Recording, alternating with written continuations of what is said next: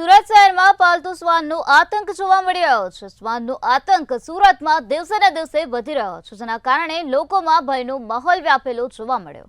તો સુરતથી આ વિગતો અત્યારે સામે આવી, જ્યાં પાલતુ શ્વાનનો આતંક જોવા મળ્યો। અલથાણ ખાતે બેંક કર્મીના પુત્ર પર શ્વાને હુમલો કર્યો હતો। તો લિફ્ટમાંથી બહાર નીકળતા શ્વાને બાળક પર હુમલો કર્યો હોવાની ઘટના અત્યારે પ્રકાશમાં આવે છે। શ્વાનના હુમલામાં બાળકને ગંભીર ઈજાઓ પહોંચી છે। તો બાળકને પગના ભાગે ગંભીર ઈજાઓ પહોંચી હોવાની વિગતો અત્યારે પ્રકાશમાં આવી છે। તો સુરતથી આ મહત્વપૂર્ણ સમાચાર સામે આવ્યા, જ્યાં પાલતુ શ્વાનનો આતંક જોવા મળ્યો છે। બેંક કર્મીના પુત્ર પર શ્વાને હુમલો કર્યો છે। લિફ્ટમાંથી બહાર નીકળતી વખતે શ્વાને બાળક પર હુમલો કર્યો છે। બાળકને ઈજા પહોંચી છે, બાળકને ગંભીર ઈજાઓ પહોંચી હોવાની વિગતો અત્યારે સામે આવે છે। બાળકને પગના ભાગે ગંભીર ઈજાઓ પહોંચી હોવાનું સામે આવ્યું છે। તો શ્વાન દ્વારા બાળક પર હુમલો કરવામાં આવ્યો છે। સુરતમાં શ્વાનનો આતંક જોવા મળી રહ્યો છે। બેંક કર્મીના પુત્ર પર શ્વાને હુમલો કર્યો છે, જેના કારણે આ બાળકના પગના ભાગે ગંભીર ઈજાઓ થઈ ગઈ છે। લિફ્ટમાંથી બહાર નીકળતા વખતે આ પ્રકારનો બનાવ બન્યો હતો। શ્વાને બાળક પર હુમલો કર્યો હતો અને બાળકને ઈજા પહોંચાડી હતી।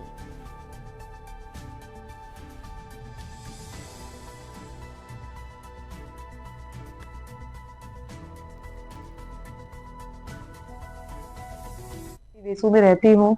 2 तारीख के दिन मेरे हस्बैंड बच्चे को बाजार लेके गए थे।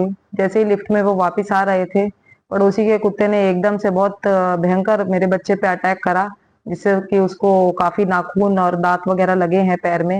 बीच बचाव के दौरान मेरे हस्बैंड ने जब उसको बीच बचाव करा तो मेरे हस्बैंड को भी जो है नाखून वगैरह लगे हैं।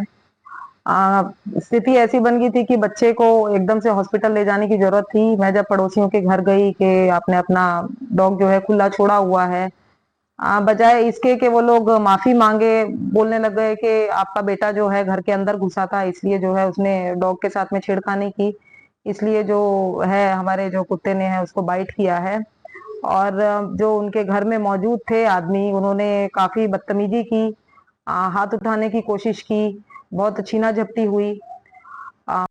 જી સર, એક કઈ શ્વાને અટેક કર્યો છે બાળક પર અને કઈ ઘટના બી બની હતી જબાલપુરમાં, શું હકીકત છે? જી, ગઈ તારીખ 2 ઓક્ટોબર 2024ના રોજ સ્વપ્નભૂમિ એપાર્ટમેન્ટમાં એક પિતા પુત્ર લિફ્ટમાંથી ઉતરતા હતા, દરમિયાન પાલતુ શ્વાને પિતા તથા દીકરા પર હુમલો કરેલાનું પ્રાથમિક રીતે જણાઈ આવેલ, જે મતલબની ભોગ બનનારે રજૂઆત કરતા અલથાણ પોસ્ટે ગુનો દાખલ કરવામાં આવેલ છે અને તેમાં 3 જણા વિરુદ્ધ ફરિયાદ દાખલ કરવામાં આવેલ છે।